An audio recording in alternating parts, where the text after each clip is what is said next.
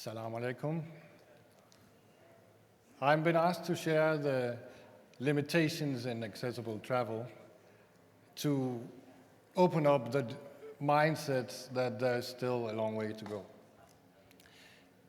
Accessible tourism is remarkable, and from a business perspective, it represents an exceptional good opportunity to serve customer segments that have a truly great potential. We heard that earlier today.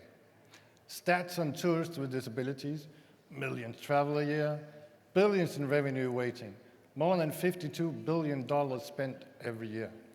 Research indicates that more than 20% of us travelers have some kind of accessibility requirement, and that we are, for the most of us, big spenders. Travelers with accessibility needs are more likely than those without to stay in a 4+ star hotel and fly in at least premium economy, business, or first classes. It is a classic business school definition of an attractive segment. Now, in No Limits Accessibility, we offer the marketing, the education, the planning and design, and the use of facilities and aids, focusing on the concept of independent living as a principle. Now, as you can see, I'm using a wheelchair. I have muscular dystrophy. I have not only experienced the physical inaccessibility at various popular destinations, but also encountered mindsets and attitudes towards people with disabilities that act as a significant barrier to accessibility. Now, accessibility encompasses many things. As we heard, transport, including air transport and car rentals, access to attractions, opportunities for wellness, training and rehabilitation, along with how accessibility is perceived concerning construction and design. Now, I divide it into two groups. The first and probably the largest group is what I would call the slightly lighter group. It includes families with a physical child, families where a father or mother has a physical disability, small groups of people with physical disabilities, older adults with disabilities, that could be arthritis, difficulty walking, etc., and pregnant women.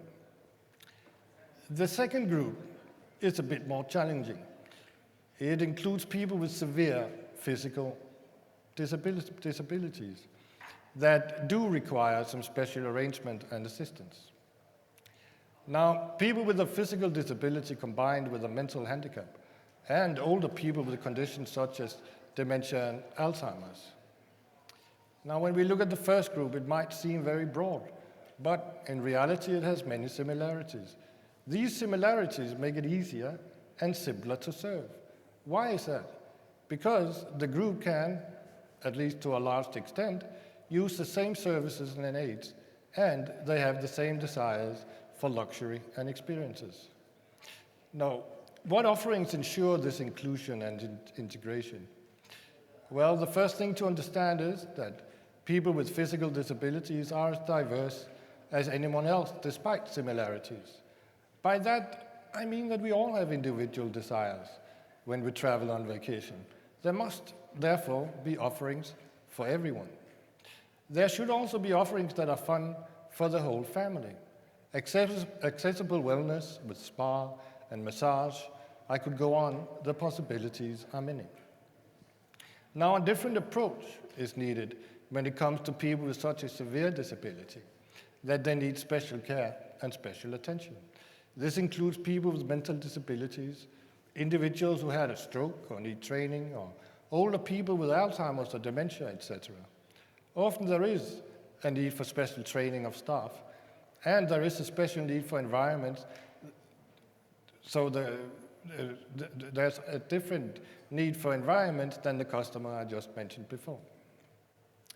Now, that requires insight to very special conditions that apply to this particular customer segment. It also requires some special physical conditions. It also requires seeing it from the perspective of the accompanying assistant and the caretakers. And why is that? Well, one must make it as easy and comfortable for both the person with a special disability and the accompanying personnel. It does require some special measures, such as monitoring, supervision, call systems, timed locks, alarm systems, and so on, all to ensure the comfort and safety of the person with a disability. But also, and maybe more importantly, the assistance, because from a business point of view, you can be sure that the accompanying personnel will tell their superiors about their experience upon return. And the better the experience, the greater the chances that they will return the next year. One of the keys is, therefore, to ensure a really good travel experience also for the personnel. Now, when a person with a disability plans a trip, we start like everybody else by figuring out where we actually want to go. Next, we try to determine if the destination is of such a standard that it's actually possible to travel there. As we heard, we search on Google and various websites and descriptions of destinations, Trustpilot, handicap organizations, and various social media platforms.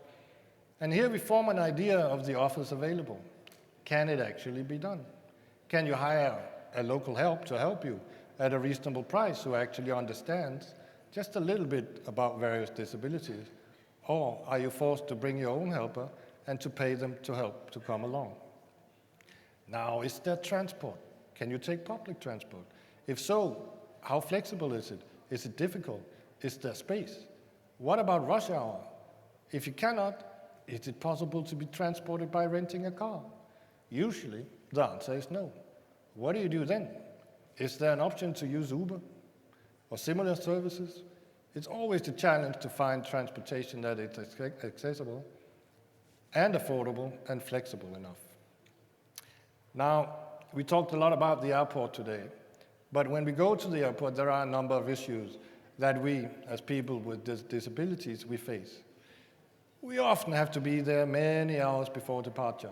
At most airlines, you have to contact them several days before. You often have to be absolutely sure that you're cleared to travel in terms of health. Some airlines even require a doctor's certificate. Most airlines require documentation so that, for example, batteries can come on the plane. How much do my wheelchair weigh? And you must ensure that you can get on and off the airplane. And remember to mention if you need physical help when you get on board. Now, many people with disabilities, we choose to split up our journey because the accessibility on an airplane is designed in such a way that it can be extremely difficult to go, as we heard earlier today, to the toilet. Or it is so hard to not sit in our own wheelchair that you cannot make long flights. So, then you have to be in transit at an airport X for a number of hours. Although most airports, they have a lounge to offer to people with disabilities or older people, then the offer is often scarce and quite challenging. Most normal people in an airport can find at least a place to lie down and relax until the next flight departs. I have actually personally experienced in several of the world's largest airports that shopping is an impossible task. In some places, it's not even allowed for me in a wheelchair to enter the various stores.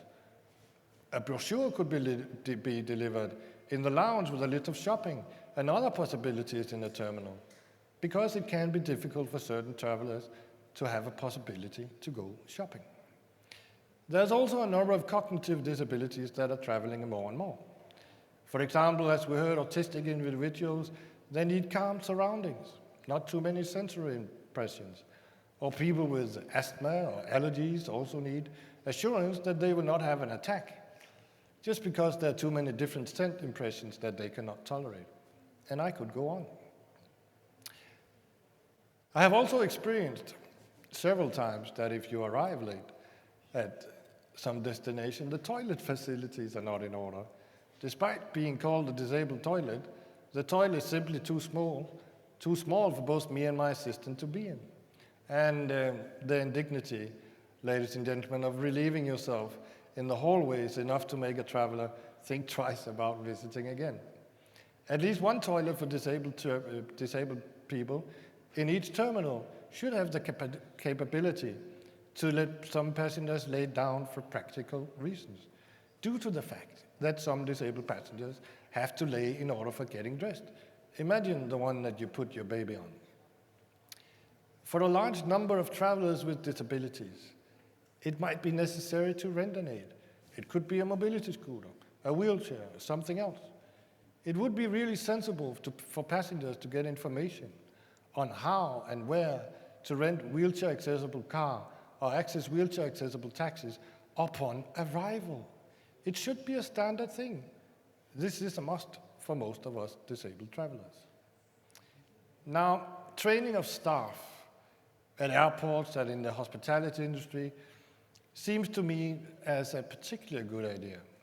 I cannot stress the need for staff to be sufficiently sensitized and trained in issues around disability.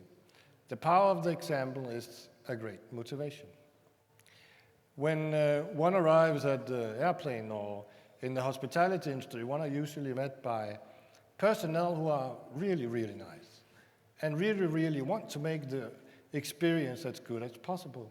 But again, I see time and time again attempts to help that are directly dangerous to the staff. They don't have the skills needed to take care of themselves.